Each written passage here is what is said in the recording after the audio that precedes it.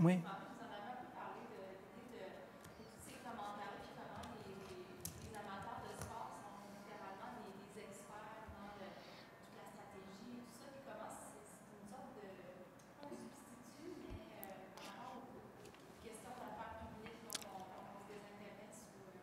Oui, parce que je vais vraiment revenir à Chomsky, mais enfin, en le lisant sur ce point-là, on était dans une situation, je ne sais plus où ça en est maintenant, mais à Radio-Canada, pendant un certain nombre d'années, il y avait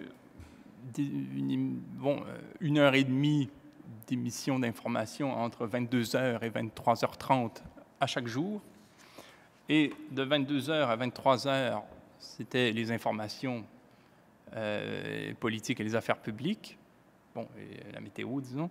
Et dans ce cadre-là, il n'y avait que des experts. C'est-à-dire que s'il y avait un événement lié à l'actualité économique, il y avait l'expert en économie qui nous expliquait ce qui se passait. Même chose pour la politique à Québec, même chose pour la politique à Ottawa, même chose pour la politique mondiale, même chose pour tel enjeu de santé publique. Et puis ensuite, il y a la météorologue qui vient nous expliquer pourquoi le réchauffement climatique a ses avantages. Et ensuite, on passe à l'émission sportive. Et là, il y a débat. C'est que là, à partir de 23h, on peut débattre. Il est convenu de débattre. Donc, on n'aura pas l'expert qui vient nous expliquer comment ça se passe en sport. On va avoir, au contraire, un débat. Parce que tout d'un coup, quand il est question des affaires sportives, on peut débattre. Parce que c'est, au fond, la seule sphère qui reste. Et c'est la seule sphère où, finalement, les gens sont à l'aise, quoi. C'est-à-dire qu'il est inquiétant de voir que les Québécois sont plus à l'aise de parler du budget d'opération de leur équipe de hockey que de ce que font les gestionnaires de la Caisse de dépôt et placement du Québec. Alors que dans un deuxième cas, les enjeux sont autrement plus intéressants et autrement plus directement liés à leur sort. Et c'est ce qui intéressait Chomsky, c'est de voir à quel point, et il respectait vraiment beaucoup les gens, à quel point à la radio, quand on entend les gens parler de sport, ils sont décomplexés, ils s'y connaissent beaucoup, ils manifestent au fond un talent pour, au fond, penser le réel. Et aussi, on pourrait dire qu'ils satisfont un certain nombre de pulsions nécessaires, la pulsion de connaître, la pulsion de parler, la pulsion de lire, et même on va développer des connaissances scientifiques, on va avoir tout un discours sur la physique du football américain, sur le bon, quand ils vendent, puis on lance un ballon à telle vitesse, il faut que, bon, on va avoir toutes sortes de théories, au fond, maîtrisées, qu'on n'osera jamais véhiculer quant à des enjeux liés au bien commun, au débat politique, en tout cas beaucoup moins, avec beaucoup plus de réticence, parce qu'on est dans une sphère où il est plus intimidant de s'engager dans ces débats-là. Et c'est là où on voit que le sport est une sorte de... on réalise une sorte de catharsis à mauvais escient, quoi, où effectivement on permet aux gens de manifester leur talent à divers égards quand il n'y a pas d'enjeu.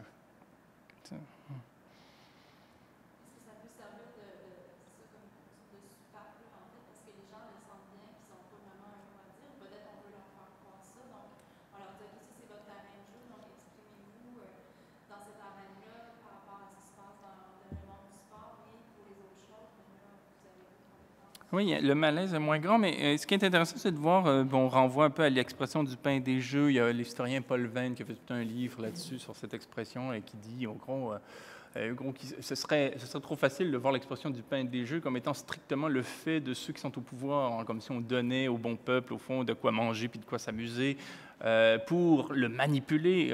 Et ce que montre Venn, c'est assez convaincant, c'est que le contrat fonctionne des deux côtés. C'est qu'il y a aussi beaucoup de nos concitoyens qui préfèrent assister aux Jeux du Canada à Sherbrooke que d'être ici cet après-midi. C'est-à-dire d'applaudir ou de vous dire dans des contextes qui n'ont aucune conséquence sur leur vie, un certain nombre, sur un mode stéréotypé, des acteurs qui réalisent des exploits tous plus incroyables les uns que les autres. Même parfois, on utilise le verbe incroyable au futur. On va dire ça va être incroyable, ce qui montre à quel point on est dans des logiques complètement stéréotypées, plutôt que de réfléchir sur un mode réflexif et participatif, quoi, à leur monde, parce que c'est plus engageant psychiquement, intellectuellement, moralement, évidemment politiquement. Et donc, c'est une forme de contrat qui a été passé tacitement entre des dirigeants qui aiment bien être un peu seuls aux commandes puis avoir les deux mains sur le volant, comme disait un de vos concitoyens, et d'autre part, des gens qui sont bien contents que ce soit d'autres qui gèrent et qui est à râler de temps en temps, mais sans prendre plus de responsabilités.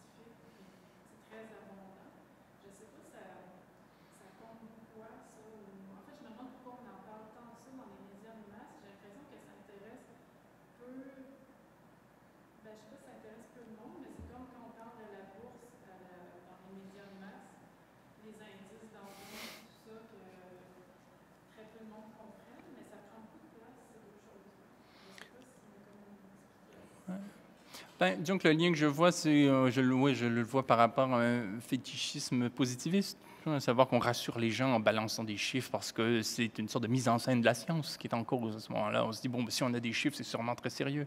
Dans un autre cas de figure, moi, je travaille plutôt sur la question hautement sensible des paradis fiscaux et je milite pour qu'on en parle sans utiliser de données parce que précisément, dans les paradis fiscaux, je veux dire, il s'y passe des choses qui existent là précisément pour qu'on ne sache pas ce qui s'y trame. Donc, on ne peut pas le calculer. C'est parce qu'on ne peut pas le calculer que, justement, c'est inquiétant parce que là, c'est fort légitimement l'imagination qui prend le dessus et on a raison d'imaginer le pire. Mais ça passe mal. Si je dis à un journaliste, OK, je vais te donner un chiffre, là, bon, je sais pas, 50 milliards, bon, c'est ça que ça nous coûte. Là, il est content, là, je peux commencer à parler parce que j'ai satisfait son besoin existentiel de calmer ses angoisses par rapport aux données, quoi. Donc, quand on a des données, on rassure. Mais bon, c'est-à-dire, on balance des chiffres, effectivement, qui sont complètement contradictoires, souvent. Je veux dire, quand on met côte à côte les données qu'on nous sert. Et il était évident que le sport participe de cette mise en scène-là, c'est-à-dire que vraiment la statistique dans le sport obéit vraiment à ce principe du fétichisme de la donnée, quoi. Au fond, on est des êtres de pensée et puis aussi on cultive un rapport d'exactitude du point de vue de la connaissance aux choses. Et si on peut satisfaire cette pulsion-là dans des cadres qui renvoient à rien d'autre qu'à eux-mêmes, comme je disais tout à l'heure, on ne participe pas à la vie publique, ce qui fait l'affaire du régime, et puis on satisfait sa pulsion sans être engagé politiquement, ce qui fait l'affaire de ceux qui participent à ces débats. Et d'une manière plus large, il est fascinant de voir aujourd'hui, parce que moi, ce qui me gêne plus, au-delà de la statistique, c'est à quel point les métaphores sportives ont gagné du terrain.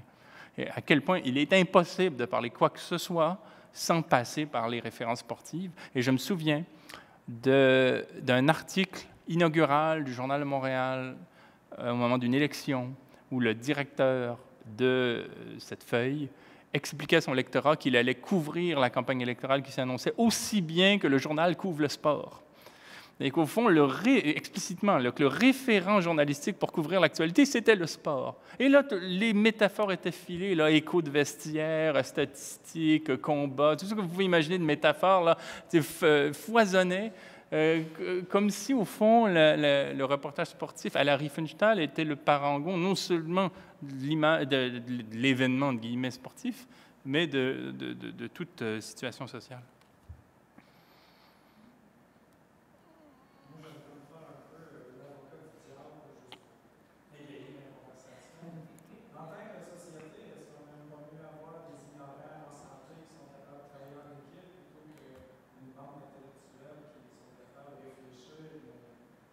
Ouais. C'est intéressant. Isabelle Keval a fait un livre sur comment dire, la philosophie du sport en tant que modèle référentiel dans d'autres sphères d'activité. Elle a appelé son livre « S'accomplir ou se dépasser ».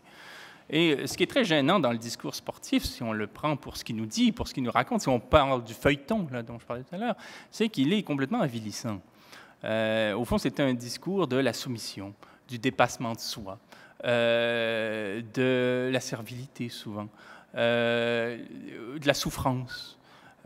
Et très souvent, ce qui est très fascinant dans le sport, c'est que du point de vue c'est comme une sorte de sublimation du management, hein. Au fond, par le sport, on éduque une population à adhérer aux principes du néolibéralisme et du management, qui sont pourtant ce dont ils souffrent au quotidien. C'est-à-dire qu'on lit les journaux, on écoute le bavardage sportif et on se rend dans les stades applaudir une manifestation qui est la célébration des principes qui nous font précisément souffrir au travail, dans la société.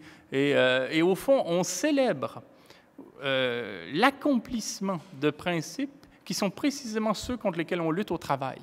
Au travail, on se fait dire qu'il faut se dépasser, il faut se rendre malade, il faut avoir l'esprit d'équipe, il faut obéir, il faut faire tout ce qu'on nous dit au quotidien de faire dans les journaux. Et à mon sens, le Journal de Montréal, je pense à ses pages sportives, a remplacé la prière au Québec.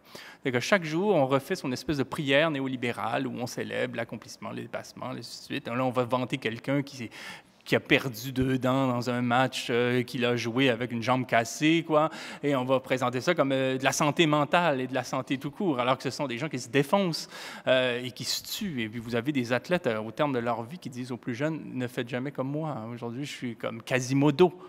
Non, je dis, j'ai un corps de quelqu'un de 70 ans, c'est pas de la santé. Et Isabelle Queval, cette philosophe française, avait montré que notre pratique du sport n'a rien à voir avec ce que les Grecs entendaient par sport, parce que chez les Grecs, le sport envoyait à la mesure, sauf dans l'entraînement militaire. Et ce n'est pas pour rien que c'est ce versant-là qui nous a intéressés.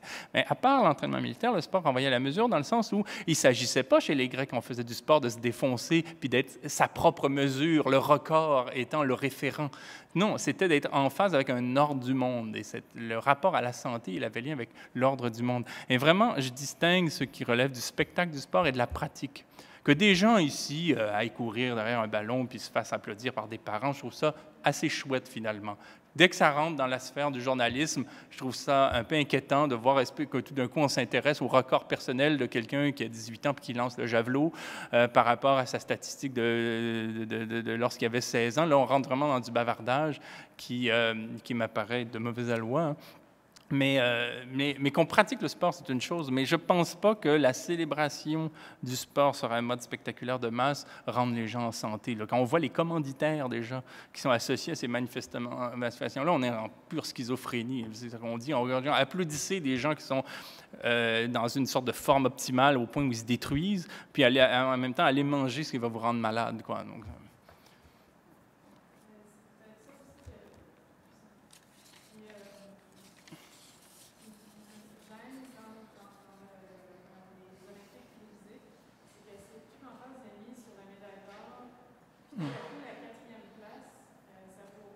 ah, c'est minable.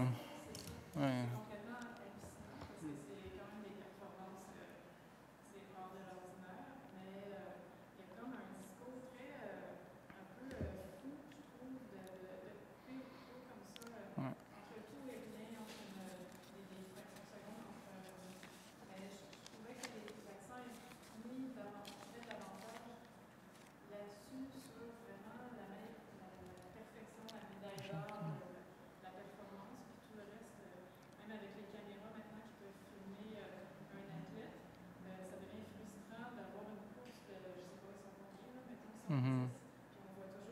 Les trois mêmes.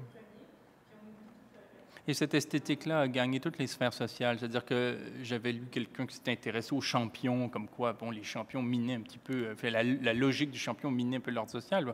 Il disait la même chose sur la pratique du piano. Donc aujourd'hui, on connaît les 2-3 plus grands pianistes, entre guillemets, alors qu'il y a 100 ans, on connaissait les 50 meilleurs. Et si dans sa ville, on recevait un des 50 meilleurs, on était choyé, alors que si on n'a que le 8e, c'est supposé qu'il y a un classement, là, puis il y en a un tacite, disons, on est déçu. J'avais entendu effectivement un jour un journaliste critiquer un athlète qui avait fini effectivement 5 ou 6e, et je m'étais dit, mais hey, toi, est-ce que tu as déjà été 5-6e de quelque chose au monde pour parler comme ça, quoi? Et au fond, il y a effectivement une sorte de distance qui est prise sur, au fond, sur quiconque n'est pas premier, et cette fascination-là est morbide, évidemment.